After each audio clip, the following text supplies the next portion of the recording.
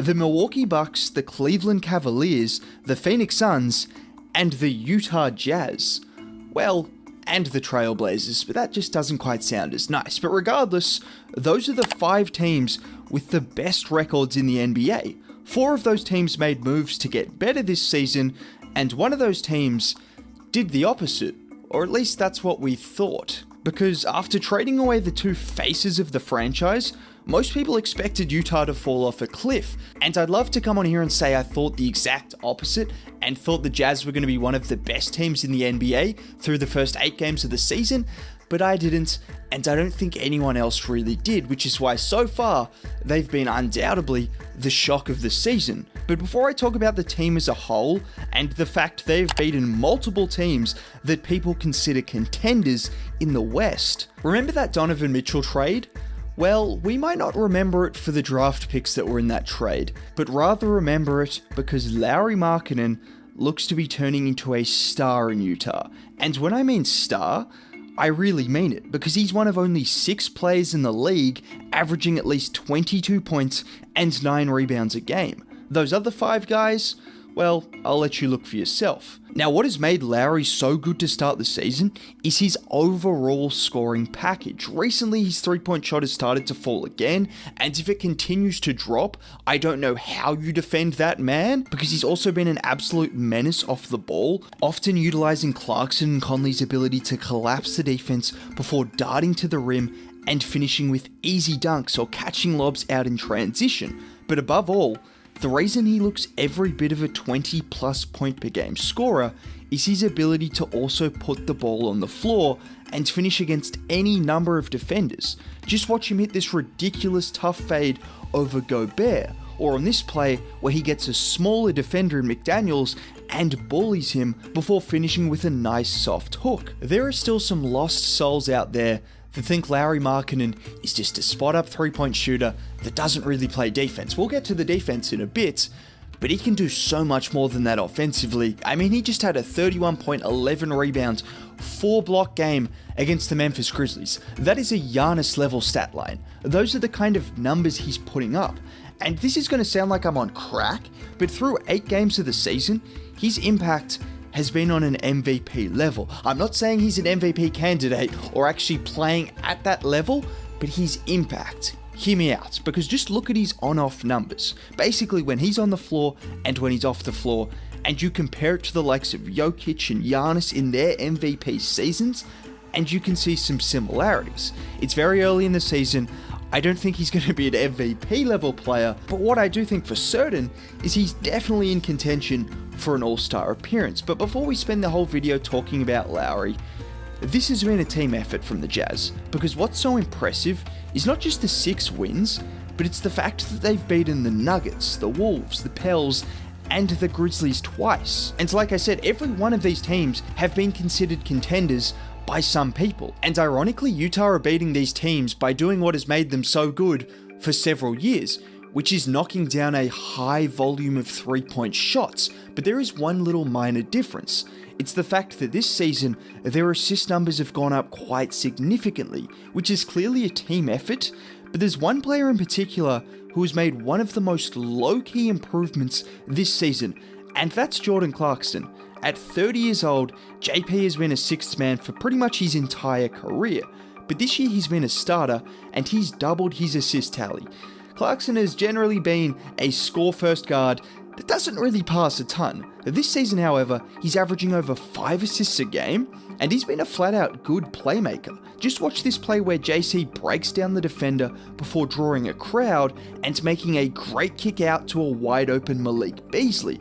Or how about this great pass where he finds Olynyk in the post, which might seem like a regular pass, but trust me when I say there are numerous players that wouldn't put that to Olynyk's advantage like Clarkson did, which allowed him to seal off the defender without forcing a turnover. At 30 years of age to have improved this much as a playmaker shouldn't be overlooked. That is a huge jump, and you've got to shout out Will Hardy and the fact he's had confidence in Clarkson playing as a starting guard alongside Mike Conley. But outside of Clarkson's improvement as a passer, what makes this team so much more fluid than the talent might suggest is everyone can pass. That sounds really obvious.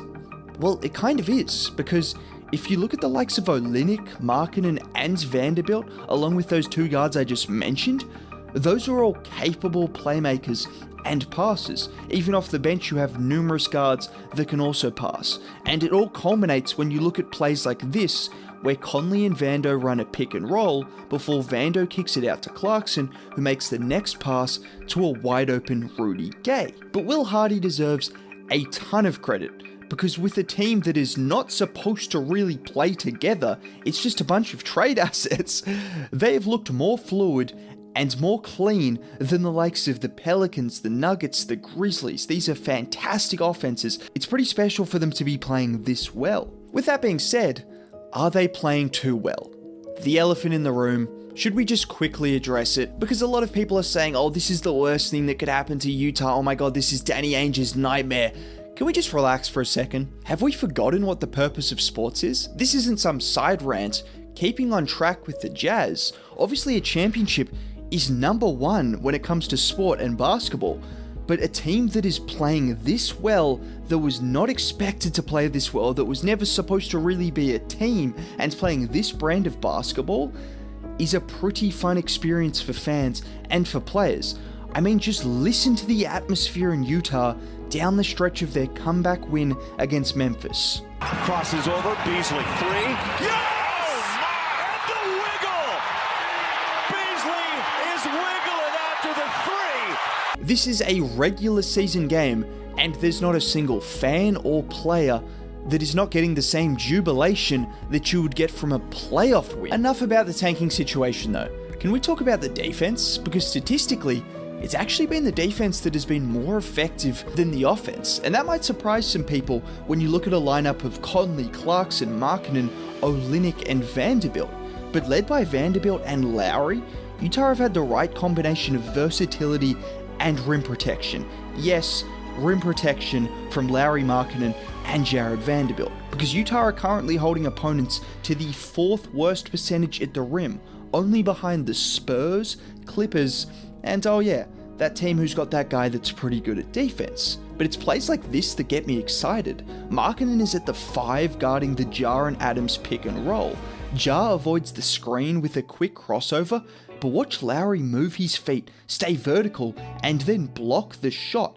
This was one of 4 blocks in the game against the Grizzlies. Or how about the other extremely versatile defender on this team? Watch Vando lock up Anthony Edwards on a possession down the stretch of this game. Or how about when Vando made this block on Ja to close out the second quarter, in which the Jazz blew Memphis out of the water, by the way, once they went to that small ball 5 with Lowry and Vanderbilt.